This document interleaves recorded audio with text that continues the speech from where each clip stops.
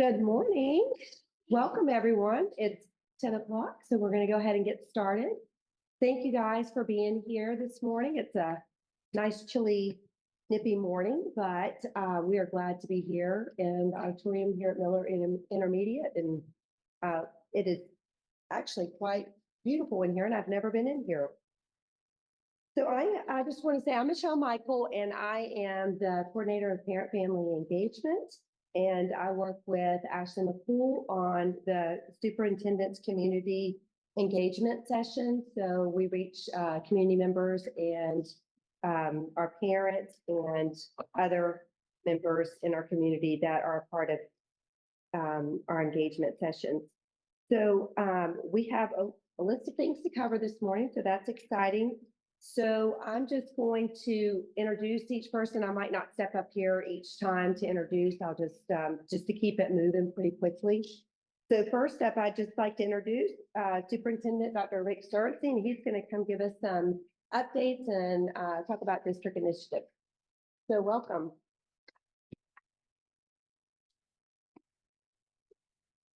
Yeah.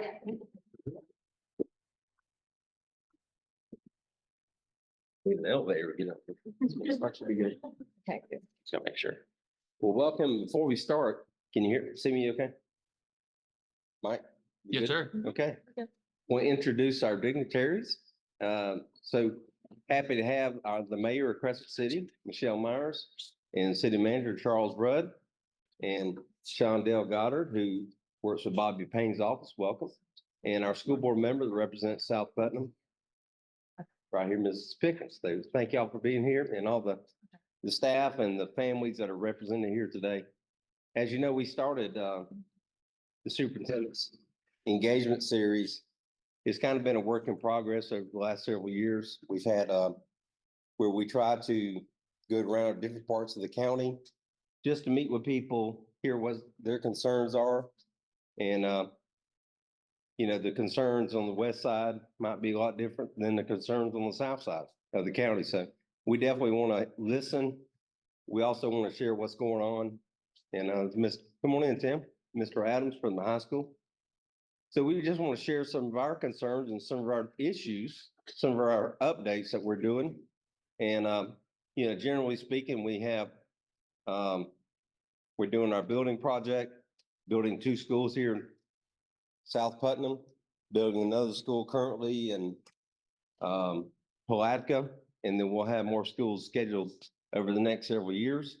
And of course, we're doing things like very proud that you'll hear a little bit about our STEM initiative from Dr. Coleman in just a little bit, and some of the other projects we have going. You'll hear some of those as we progress today. I just want to briefly focus on our instructional initiative. And as you know, improving our achievement scores is a huge priority of mine, especially early childhood. And, you know, the kids coming out of the pandemic, you know, right now, the kids that were born and very early during the pandemic are now in school. And a lot of those, you know, some of the things they miss, a lot of the communication and a lot of the language that was developed when children were young, you know, we're seeing some gaps now. So it's really important that we have a systematic approach to early reading, because it's really important to make sure that our students have that good foundation as they move on up through elementary and through high school, because that could really determine their success once they get on into those upper grades. So I just want to give a very brief overview of what we're doing to focus on our early reading or English language arts. And a lot of that is kind of outlined by the state of Florida. We have what we call the K-12 reading plan, which really outlines what we do in our tier 1, or the way we teach all of our students, okay? And some of those students who need extra supports, both small group and individual, which is defined by our tier 2, tier 3. Those are also outlined in our K-12 reading plan, okay? So I'm trying. Working on it. Sorry, Mikey. My clicker is I have the seated hidden, down I front. have you gotta see the mouse. I've gotta let people in too, so, you know what I'm saying? Mhm. I don't know how to get over to that. So we're going to talk about our core curriculum today, and again, we're talking about English language arts or reading. And again, a lot of that is based on the science of reading. Next slide. And again, that talks about our foundational skills that all children need to have to be good readers as they go through school. And of course, that's language comprehension and letter sounds or word recognition. In the K3, as a matter of fact, I'm walking around and visiting our elementary schools, especially these K3 classes, and just observing a lot of these systems in place, just to make sure that we have a very consistent approach to how we teach reading. And we have a 90-minute reading period at the beginning of each day in our K6 schools. And you'll see in our K3, we have 30 to 45 minutes of what we call open court. And that really focuses on those foundational skills like phonemic awareness, phonics, and fluency. And then the rest of the time, next slide, they use what they call benchmark, which focuses on word study, fluency, comprehension, vocabulary, and communication. So again, we're really driving towards those that science of reading, and we're using this district wide. You know, teachers don't get to pick and choose their own thing. We have a very scientific way of teaching reading. Next. In our reading classes, of course, you see the grades K through 6. Not only when we teach reading do we teach actual reading, but we also integrate or infuse a lot of different subjects within that. And this is hard to see, but we have science, character, government, literature, technology, and so on that is infused in our reading. So when children read, they have rich content also that they will be seen again in other parts of the day and even later on in their high school, elementary and high school career. The secondary literacy curriculum that we use is called SAVIS. And again, this works on word study, fluency, comprehension, vocabulary, and communication. Okay. A lot of our students who need that extra support receive extra support through tutoring. And a couple of ways we do that is we use what they call science of reading tutoring. And these are actually students specifically. We've received a grant that helps our students at Mosley and at Middleton Burney. And they use what they call mirror learning. This is really cool. It's really using AI. And just imagine being able to, a student doing a reading online and having someone actually coach them at the same time. This is, artificial intelligence that supports them, helps encourage them, maybe gives them feedback on their reading. So again, that's pretty cool. AI can do that. It's just like having an adult sitting there. So that's just something we're working on right now, but I think that's a really cool thing that we'll see some advancement there. Okay. And again, you see the little AI person that kind of talks to them as they're reading. So that's what a mirror learning does. Okay. It's hard to read when I'm standing so close. Sorry. Yeah. A lot of students, there's a New World Reading Initiative. This is where students can actually get books delivered to them at home. Not only do we want kids to read at school, the kids that read at home with their parents and not on the device all the time, that's just adding additional time. I think a lot of us probably read at home back in the day when we didn't have other things to take our time. Okay. This is really cool. This is actually helping our young students as well as our high school students. And that is our Raise High School Tutoring Grant. And if you look here, our 4 high schools have students who have actually been trained to be tutors. They actually receive the training and they go to specific elementary schools and work with these students and tutor them. Also, the neat thing about that these students also have a love for teaching, and they really develop that. And when they work with students and engage with them, they learn the love of teaching, and hopefully they'll go into teaching as a career.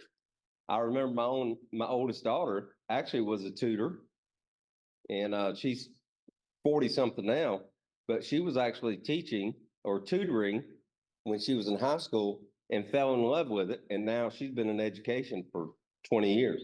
Okay.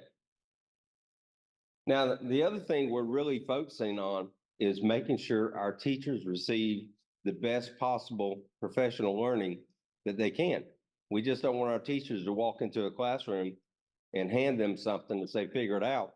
There's so much power where our teachers can come together from time to time, learn from experts, learn best practices, and learn from each other.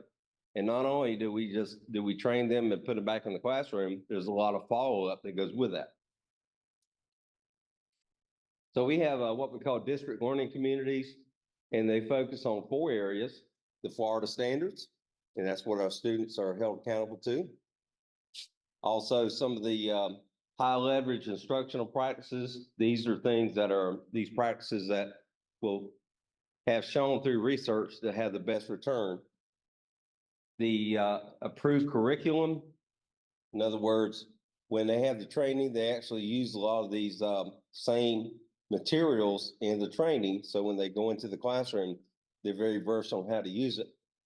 And that lesson planning, which is so important. They can work together on lesson planning and collaborate.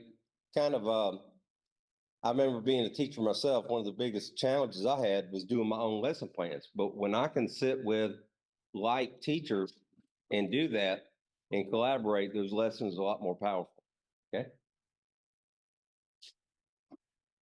So if you look, this are the areas that our K-6 teachers, actually K-12, excuse me, K-12 teachers are being trained in, and these are our district-wide learning communities. They come together at least once a quarter with like teachers in their areas. They're trained, and if you look at the bottom, look at the number, for example, ELA and reading, look at the number that are attending, and then in math, the number of teachers and so on. So they come together, and really our district staff, and we have some of them here today, really work on some of those consistent trainings, consistent themes, if you will, that all of our teachers in our county are exposed to. So that's a good thing about our county is we're like one big school. We have similar practices, we bring them together, and we want to make sure we have those systems in place. Okay. Now, one way we measure the effectiveness of our trainings is we survey them.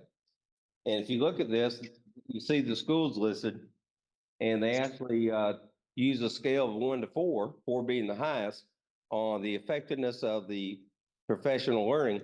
And you'll see across the board, we average 3.7, 3.8, 3.9.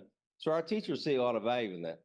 And I tell you, from years past, you know, teachers used to go to trainings and it was just sit and get. It wasn't really engaging. These teachers truly see through anonymous surveys now. Anonymous is a key word. They really say this is valuable to them. And you can see that it is really, you can tell by their effectiveness in the classroom. And again, they have those district-wide coaches come in and they support them while they're in the classroom. They might even monitor a lesson for them. We also do look and learn where teachers go and observe other teachers. That's pretty cool to go and see how other teachers are teaching the same lesson. So that's very powerful. Okay. This is just, I won't read this to you, just a quote from one of the teachers that talks about the value that the professional learning provided for them.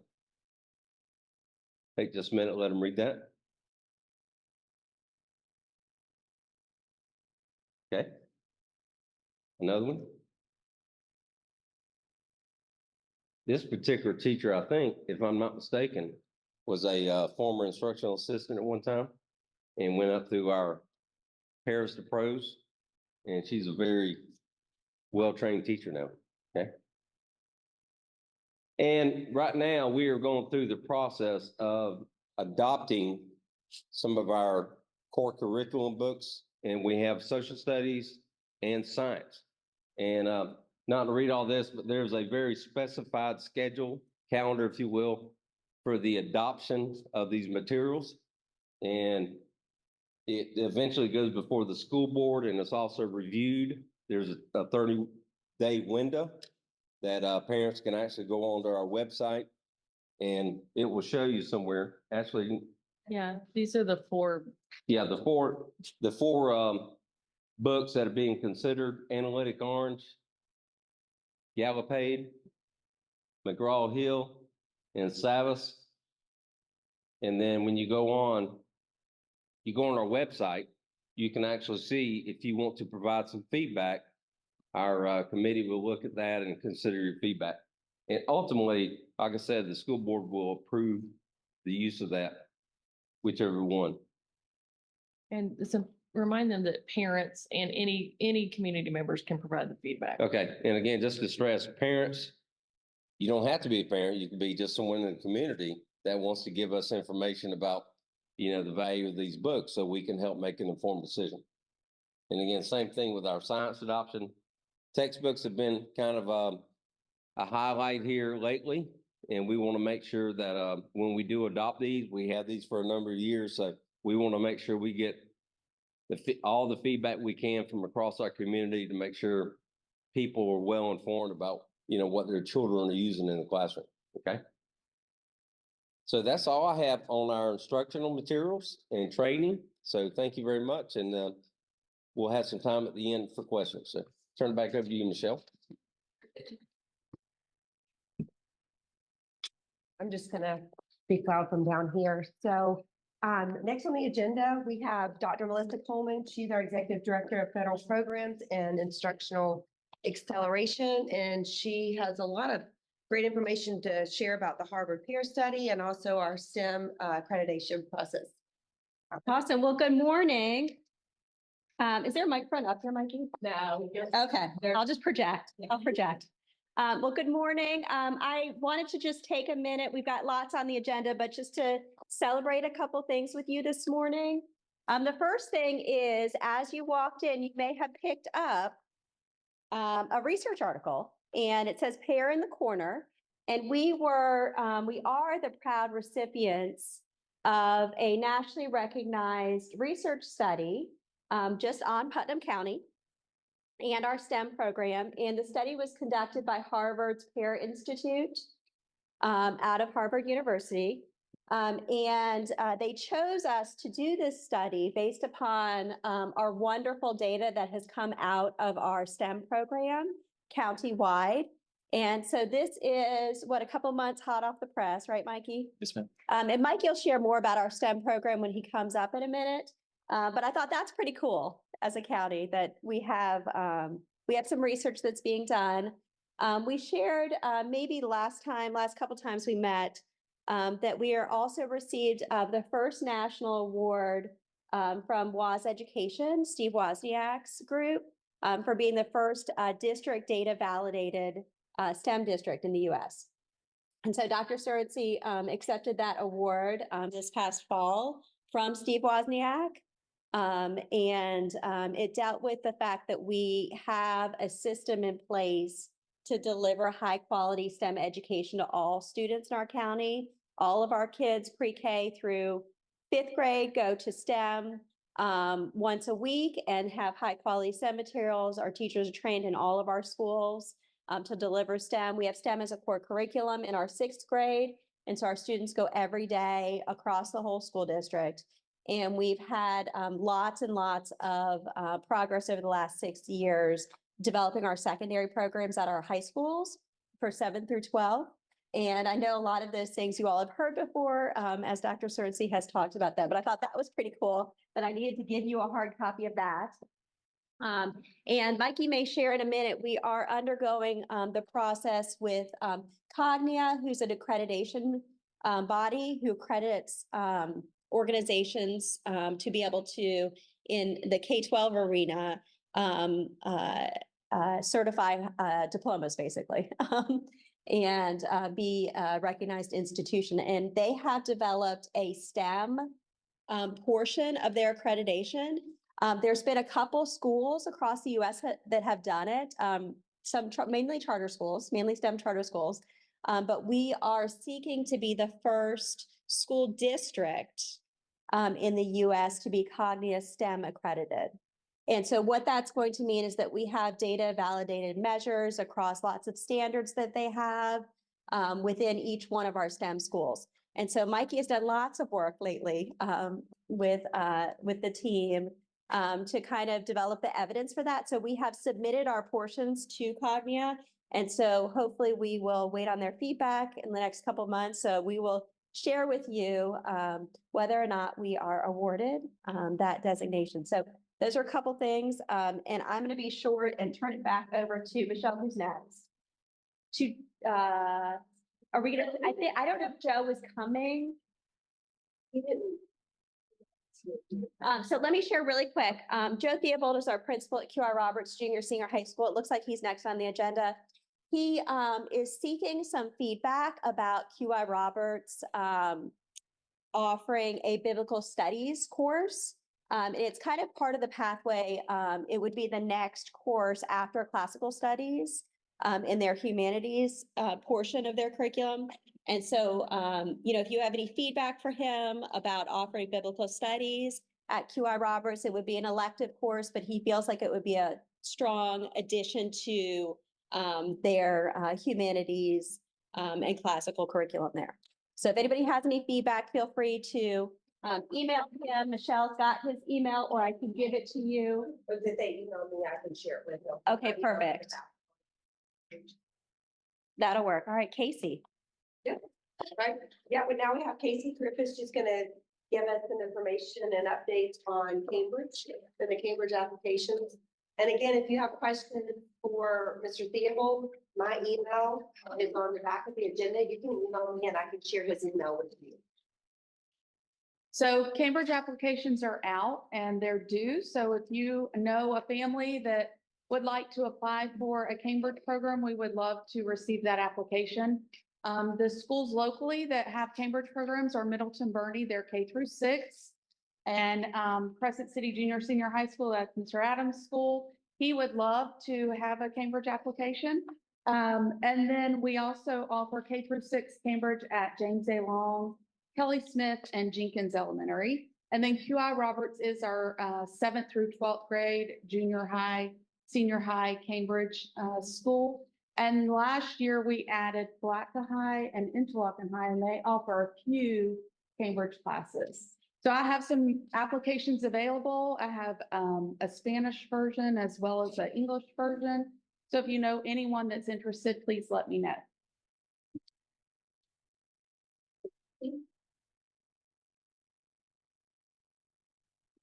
Okay, now we have Carrie Paul. She's from our teaching and learning department.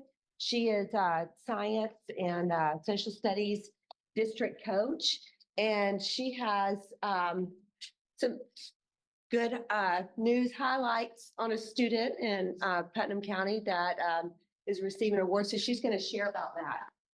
Hi, good morning. My name is Carrie Paul. Every year, the Florida Lottery sponsors the Sunshine State Scholarship Program. Each of the districts get to select an 11th grade in the area of STEM, which is science, technology, engineering, and mathematics.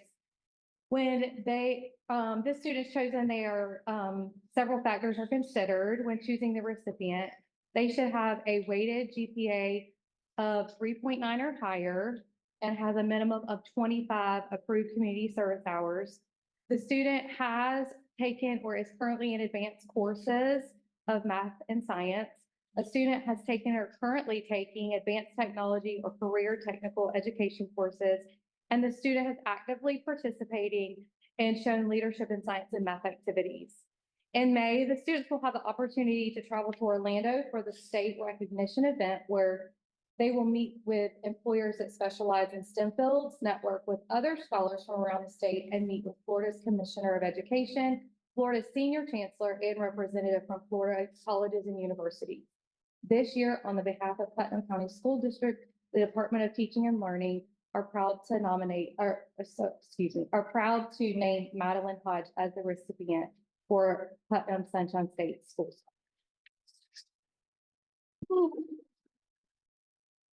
So I know that her parents are super proud and excited about that, and we're super excited as a district that we were able to have one of our students here, Maddie. She attends Palaca Junior Senior High School. She's a junior at Palaca Junior Senior High School. And next up on the agenda, actually, if you look at the next two bullets, it's going to be Michael Helms. He has a lot of information, as Dr. Coleman was referring to earlier, about our SIP Cognia application and the process of that, and then all of the wonderful things going on in the STEM world in our schools and celebrations with different things that are happening in all of our schools, talking about the CSOs and robotics program. So he has a whole lot to say. Yeah. How's everyone doing? And so when you talk about STEM, does it not just stand for science, technology, engineering, math, right? It stands for how do we teach our kids for future jobs? And we don't know what future jobs are. And so we have to prepare kids to think and to learn anything. And so we're really excited about everything that's going on. I want to touch on a couple highlights. The first thing is Cognia. So Cognia, I knew someone from Orange Park, and they taught at a STEM school. I was like, that's amazing. You're going to a STEM school. And so I was like, that'd be amazing. We're doing so many great things in our county. Why couldn't our school district and our schools be a STEM school? So who makes that approval? Can Rick just say, hey, our schools are STEM school? I think our STEMs are our STEM school. So we're going through a process. It's a very rigorous process that took a team from our federal programs, all of our teachers, all of our principals, through Cognia. They give the approval to say your school is a school. And then they give the special accreditation to say that your school is a STEM school. And so we are going through that process right now, and we're really excited about it. And afterwards, we'll be the first school district in the nation to have this award. And so it's very distinguished, and we're really excited about it. That pair study that Dr. Coleman handed out is a key point, and to have that pair study, we're able to get it. And so if you have any questions afterwards, we'd love to talk to you about it. Just a couple highlights. We do a thing, some of our sixth graders, schools, they'll do STEM and PE. So we like to give them resources or tools to be able to do that. And so one of the tools that we use is a thing called Unruly Splats. And it's a really amazing invention. They actually will step on them and they code them. And so you can do races with them, you can do steps with them, and the kids actually will code it.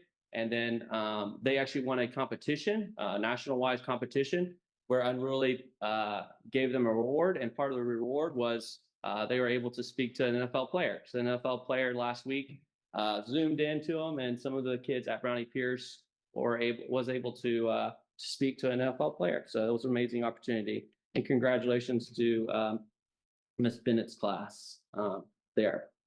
We just had a robotics competition last Saturday. We had a great turnout.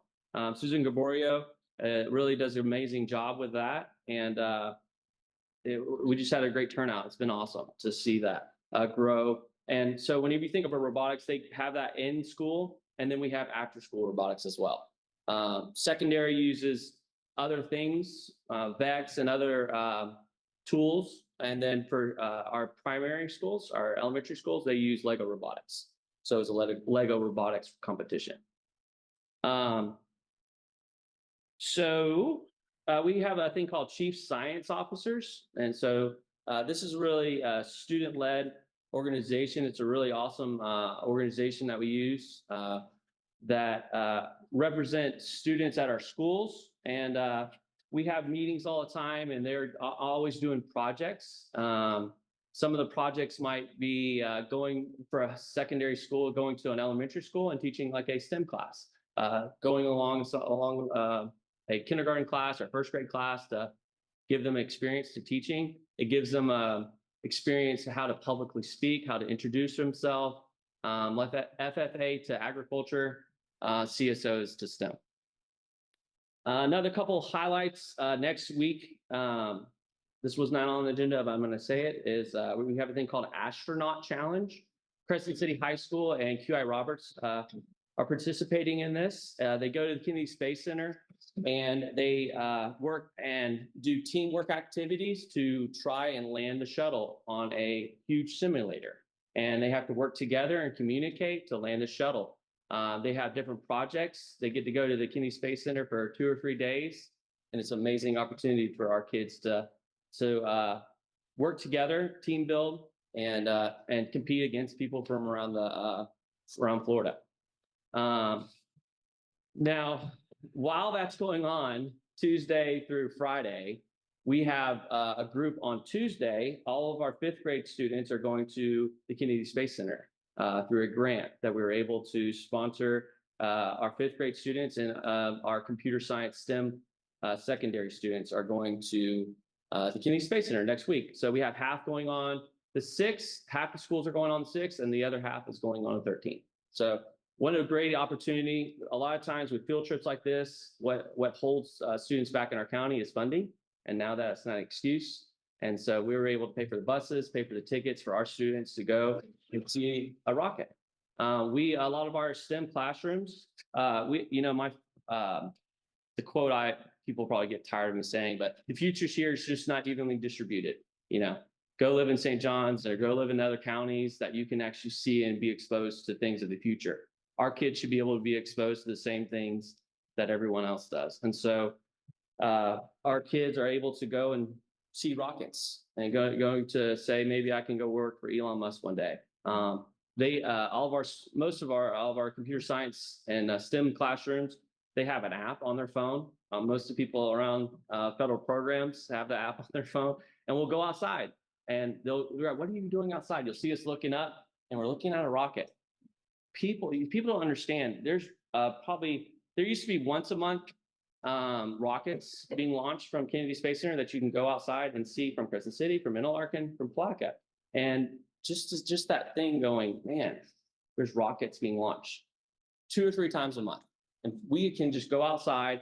There's an app on your phone. It literally points you in the right direction. You look up and go on, there's a rocket. And you can actually see it come and land down. And guess what? Sometimes during school times, a lot of times it's at night. Sometimes it's during school times. Our students walk outside and look to the future. And so they get to be exposed to that. And then they get to go to the Kennedy Space Center and be exposed to some amazing sights. So we're doing a lot with our program, and I'll answer any questions at the end. Thank you, Marcy. Yeah, STEM's a busy world. Next, we have Priscilla Perry.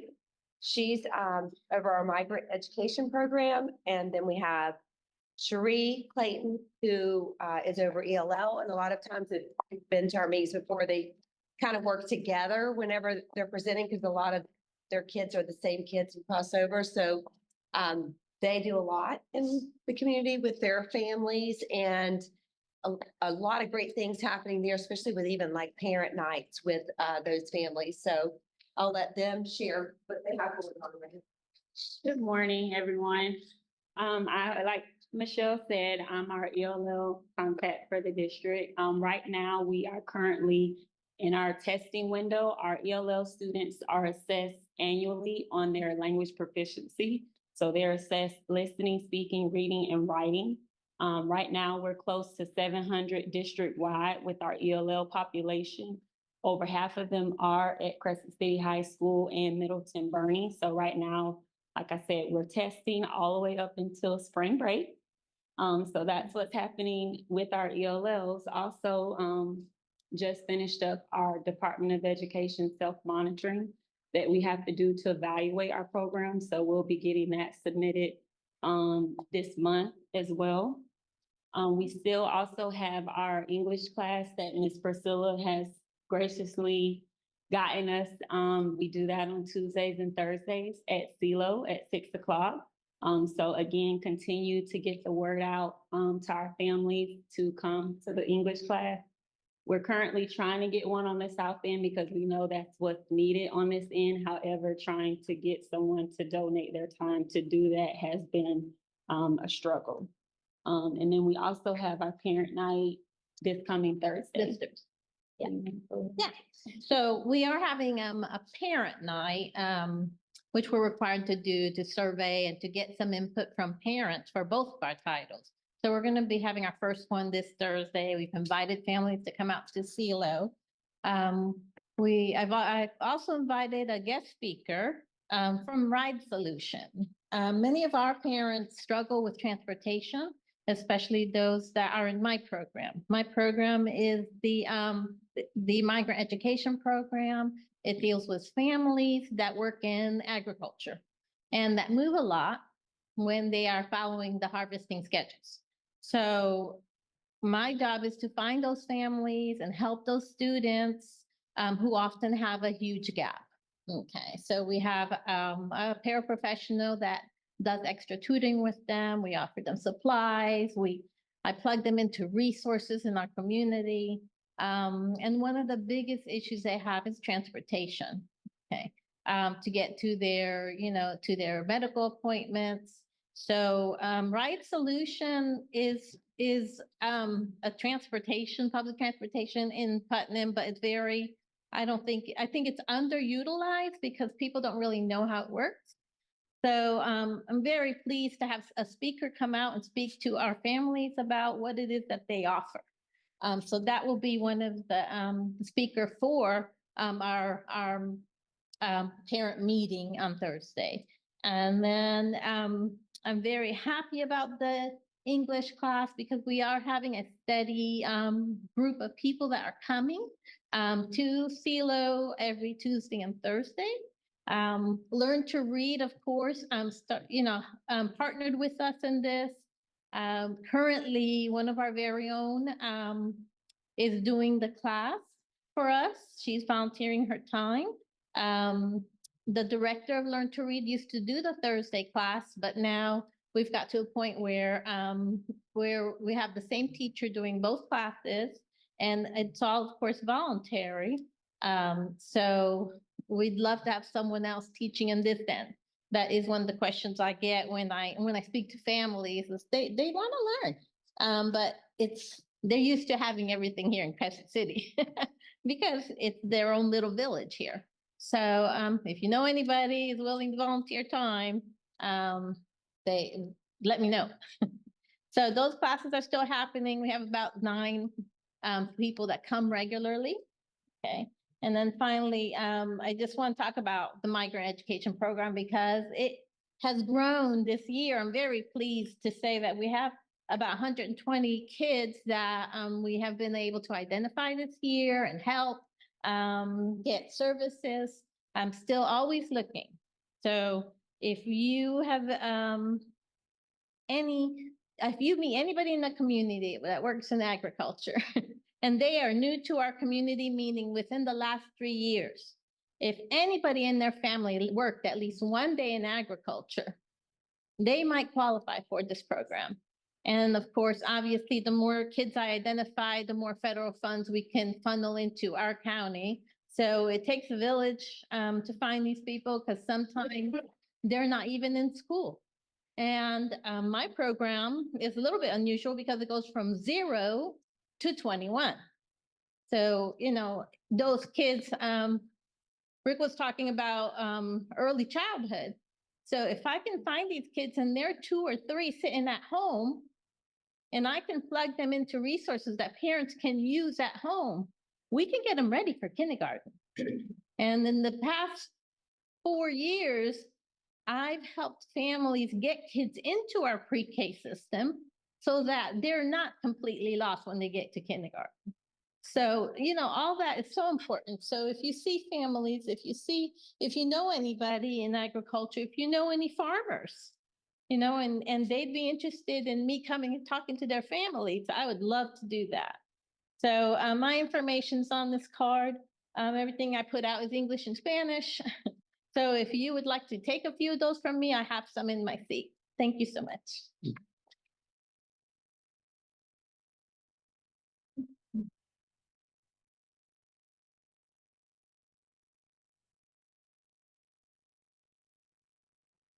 I'm going to step back up here for just a minute, because our next item on the agenda is homeless education, and that is Nathan Edens, and he is actually in a meeting with a family this morning, so he was not able to make it. So just a few updates, kind of what Priscilla was stating about it takes a village. I know from previously being a guidance counselor, the homeless education program, a lot of times is hard to identify some of the students because until they have a conversation with you as a counselor or a teacher comes to say something, sometimes we just don't know. I know working with the Take Stock in Children program as well, they've identified students, just working with them to bring them aboard and have realized that they may qualify, and they reach out to Nathan, and then we have a student now that's identified. So a lot of times it is difficult to identify students for the homeless education program. But if you know of anyone, or if you're not sure if they qualify, I would say reach out to Nathan Edens at our office, and he'll be glad to help meet with whoever he needs to meet with, go to the school to meet with the student.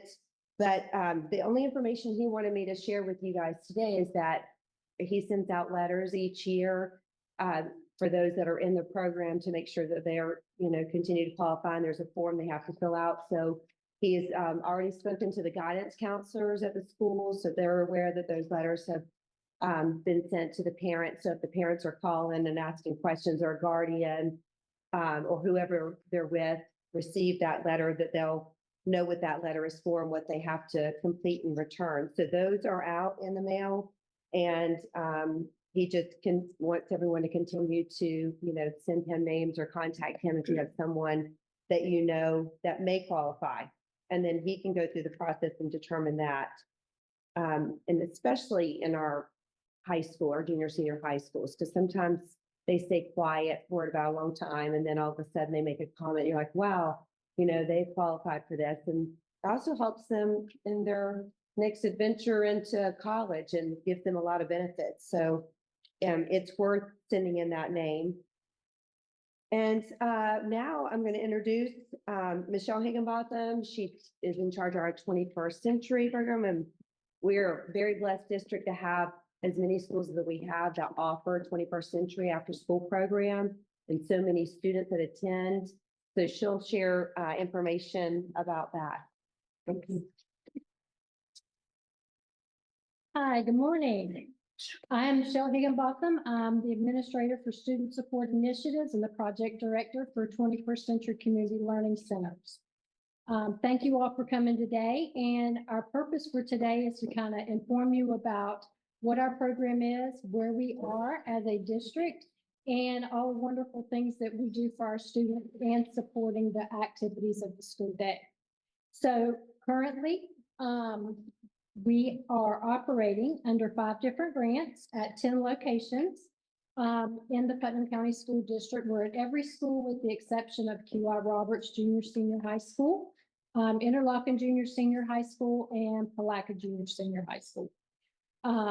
Of that, we have approximately 800 students that are actively involved in our programs. And that means that they are attending after their regular school day. They stay after, they receive 2.5 hours of enrichment activities in reading and math.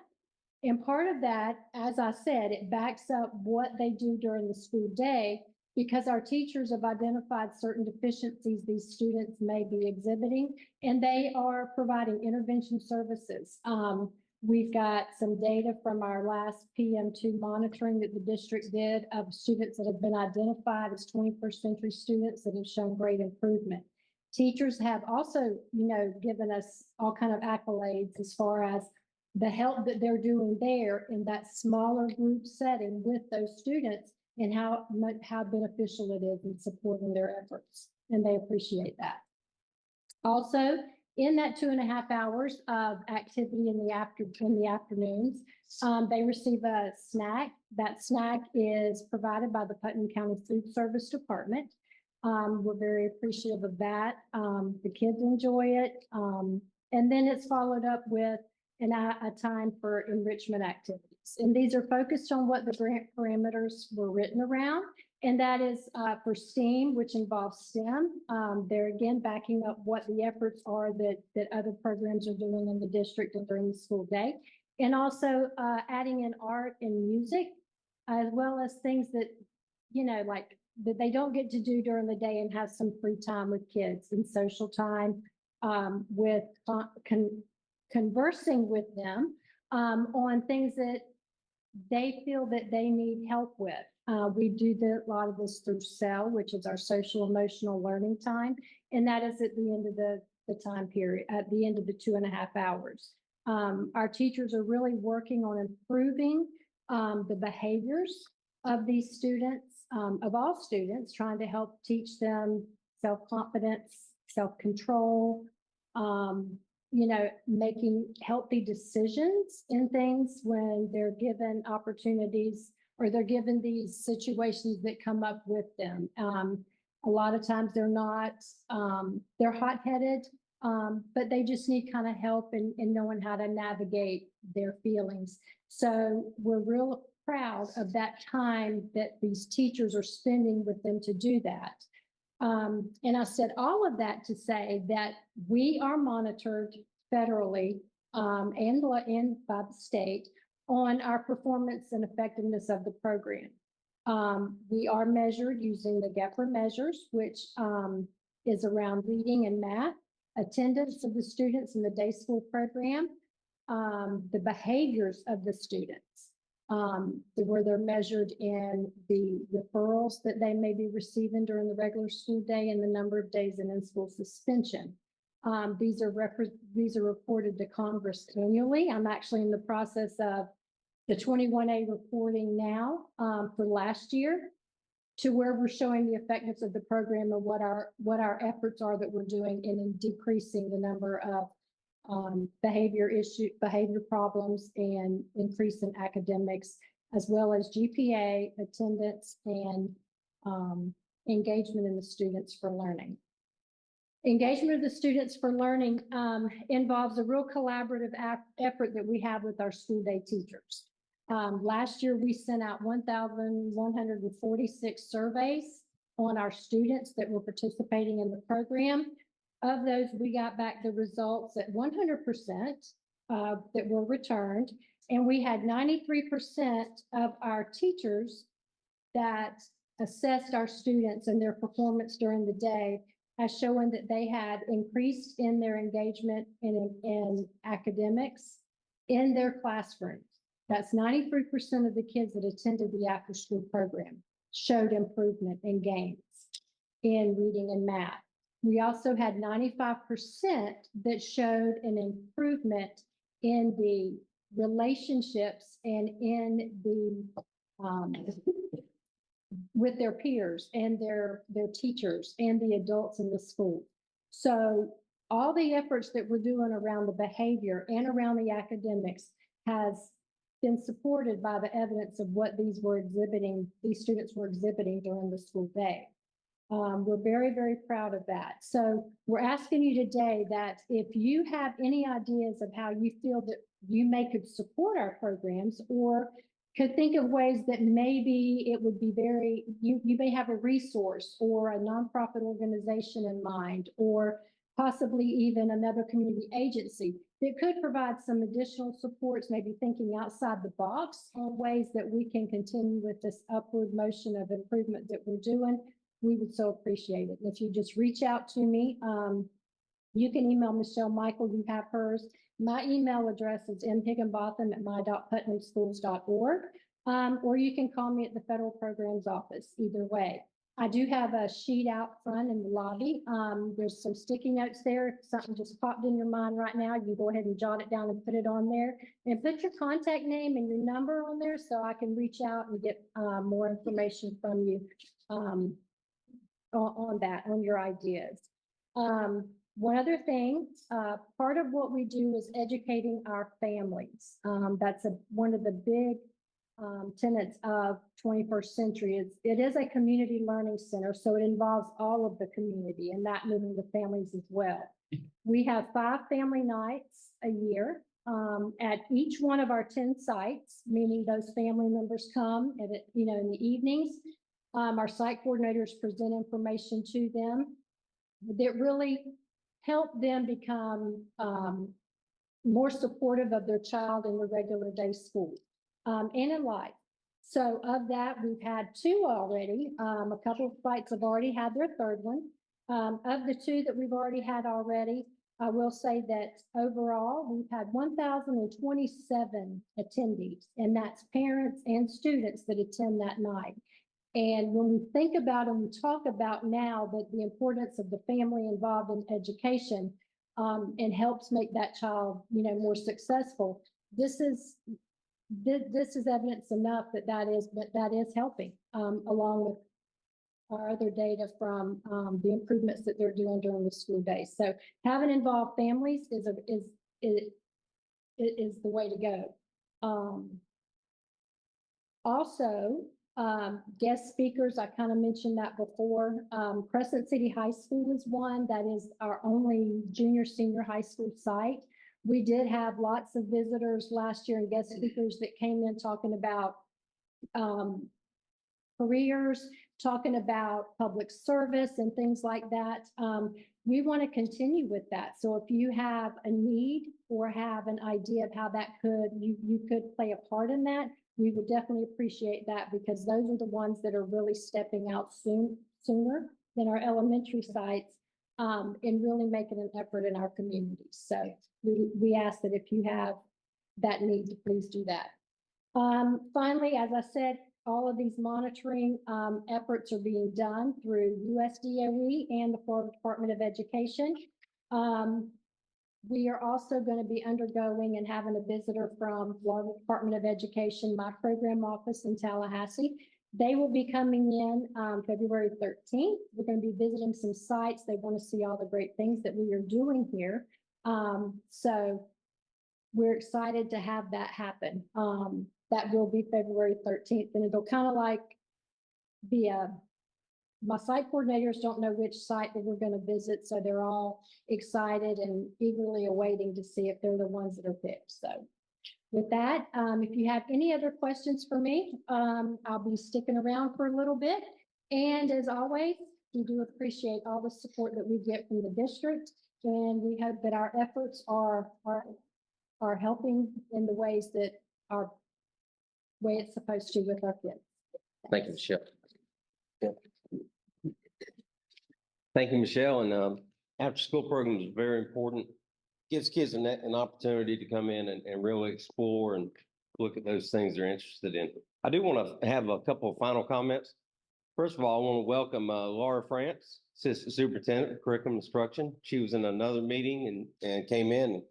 And Tim Adams, Principal at Crescent City Junior Senior High, is here. And thank you for representing the high school. And by the way, we're building a new high school, so Tim's going to be really busy over the next couple of years. So very exciting stuff happening here in Crescent City. I do want to point out that hearing Mikey talk about going outside and watching rockets in the air, I was reminded, I'm an old teacher, and been in this business 46 years. But I remember this past Sunday was the 38th anniversary of the Challenger accident. Everybody remember that? And what was interesting about that, first of all, I was teaching a class when that was going on. We were watching it live. And when it exploded, I was in Alachua County. I could actually step outside and I could see the smoke plume from where I was. But if you remember, that was a unique mission because I had a teacher on there, Kristen McCullough. So that was kind of the beginning of education and the space travel coming together. And man, we are really doing it now. So that's kind of neat. I also want to point out, I always want to talk about safety. That's our number one concern with our students. We have a lot of things going on. You saw that today, but our number one purpose in our school district is to keep your kids safe, and we want them to feel safe. And, we've worked very closely with our Sheriff Deloach. And if you recall, several years ago, after the tragedy at Marjorie Stoneman Douglas, Putnam County was one of the first districts in the state to enact what is called the Guardian Program.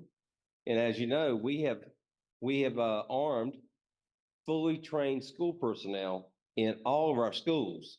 Nobody knows who they are except the sheriff and I, who will encounter any danger that comes into our school.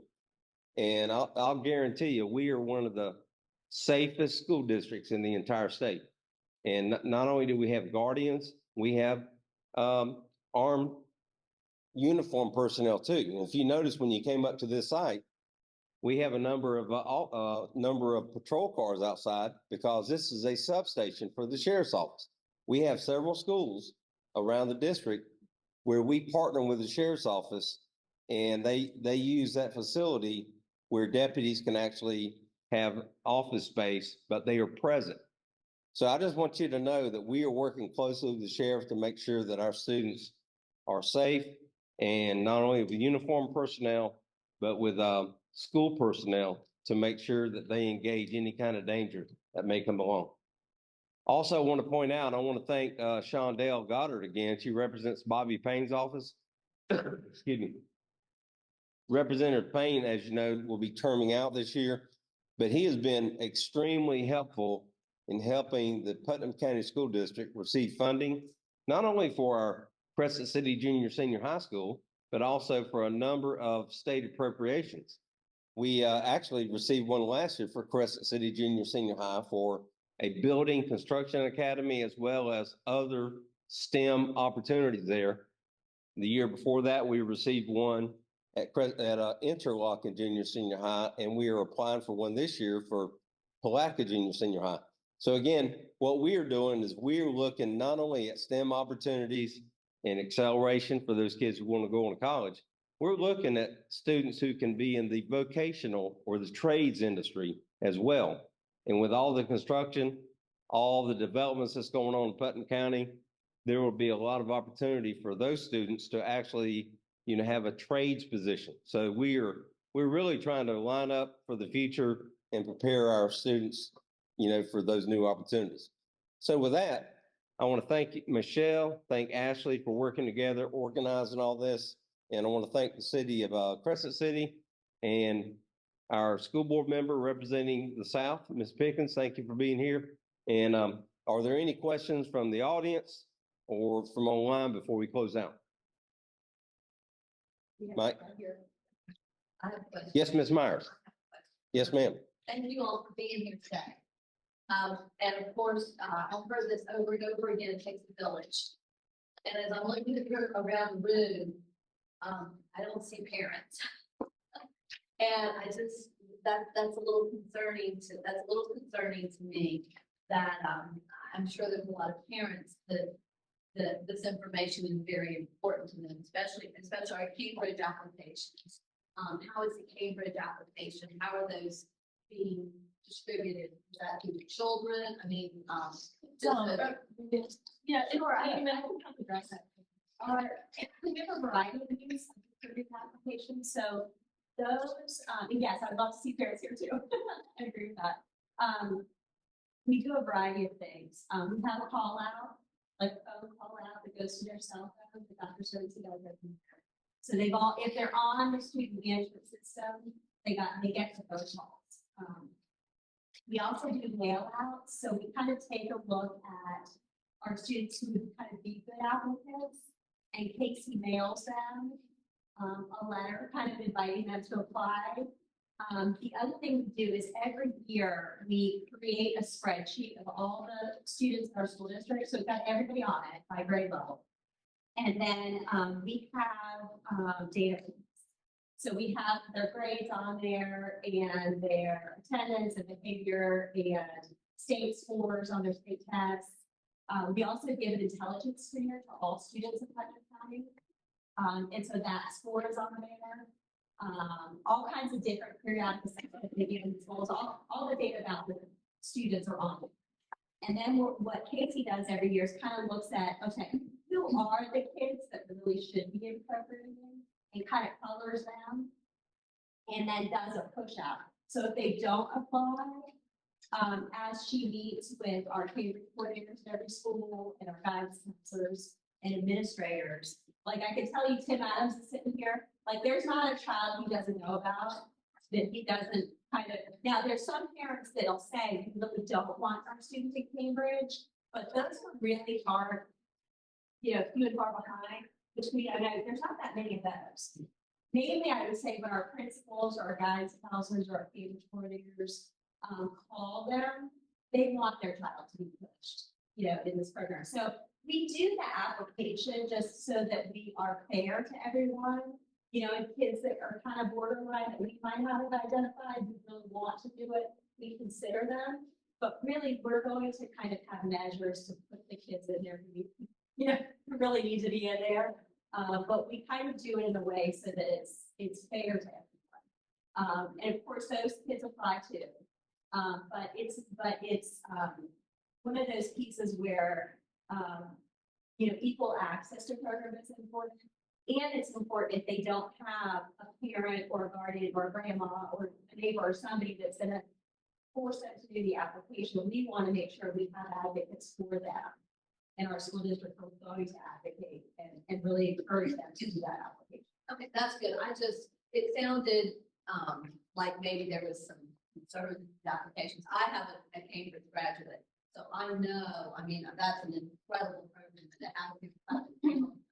And just to piggyback, we also, for the students that aren't in the school district, our 4-year-olds, I visit the daycares and send applications to daycares as well as our PA programs. So the teachers will send those home so we can target those kids, grab those kids that are coming into our district. We don't miss that opportunity. And for those at home that couldn't hear, Mayor Myers just raised a question about the number of parents that are maybe not be here or not able to attend. And we talked about how you can get a Cambridge application and that. So that information is on our website as well as the call out. But I do want to say, this will be available online, correct, Michelle, this meeting. And also our next meeting is February 27th at 6 p.m. So we're going to have a night meeting for parents who might be working now. And even parents in the South who want to go. Yes, ma'am. Right. We also, the call out, it's in our native language as well, so English and Spanish. We also post on our school's Facebook page as well as our school website. So yeah, trying to get it out much. And we as the city, and I'm sure it's just really important. I see it important that we all work together. So when you've got this information, if we can help get that information out through our website, through our Facebook page, whatever we can do, it's just so important that we all work together in that. Yeah. And Sometimes if whoever's managing your site, they'll just share our posts, take a like our page and kind of take a look at it and share, and it spreads it to a bigger audience that we may not have. That's super helpful. Well, and unfortunately, we don't have a media specialist that does that. So our city manager does that. So if there's, in his defense, that's a lot. He's got a lot. He's got a lot going on.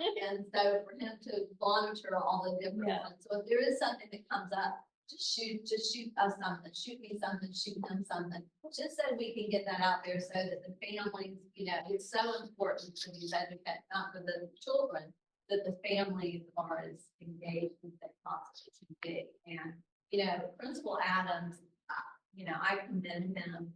We have had, been able to interact with the children here. We've really gotten involved in volunteering. And anything that we can do, please know that I'm open to it. We've been going over to the elementary school so that they feel that they're part of a community, not just the school, but they're part of this community. Accolades. If we can give accolades, that's something that's missing from our commission. Accolades. If we can give those, let us give that, let us love on these children so that they know that, that not only in the schools, but also in the community and public servants, we can catch them low and show them the importance of public service and what it means. And I know a lot of them need them, not necessarily, I guess, write futures in a way. Is that true? That you don't need volunteer hours and you want to write futures? Volunteer or work. Volunteer or work. They don't need that anymore. No, they do either. Oh, either or. Okay. It was told to us that they no longer had to have volunteer hours. So it's either or. So it's still there. Yes, ma'am. Okay. But I know that Principal Adams, he's done a, great job of getting those children in the community and help. Mayor Myers, I appreciate you saying that, and that's something we can never be fully 100% engaged, so we're continue working towards that. So thank you for that opportunity. Thank you all very much for everything you do. Thank you. Any other comments, questions before we close out today? I was just gonna say, to your question about the meeting or the meetings that we do have, I do send out emails to the school committee, a couple of parent names that they kind of ask, it's kind of be like the people that speak for their school, so it's like a parent involvement piece. So I do send an email and invite that way. And then I know Ashley handles everything where it comes through with our aptitude room, so they either, if they choose like email or a text message. So if I receive a text message about things, so we try to get the word out that we can. And I know it is difficult at 10 o'clock. 10 o'clock is not hard. So that's why we try to alternate and offer it in the evening as well. So we tried to offer 3 evening meetings and then the 3 morning meetings. So we do our best to try to get the word out. But again, anything that you can help us support us to get the word out, that would be awesome. Yes. And I was going to mention about our next meeting, Yeah. which is going to come back. And please help yourself to any snacks, coffee, any of that before you leave. Because I'll leave that out. Before the meeting, I was talking to Ashley, and she's got a newsletter in the works that you can subscribe to that don't have students in our district. And I think that might be part of the people that we're missing, is the people that want to be involved but don't have children. Right. And so we don't fund that. Yeah.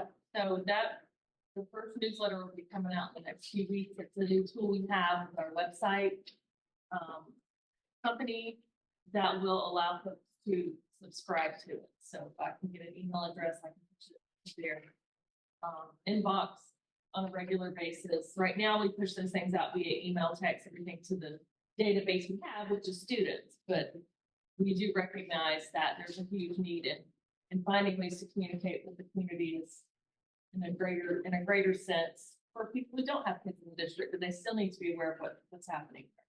If you'll share the Zoom link with us, I'll see if Charles somehow or another he can put that out there.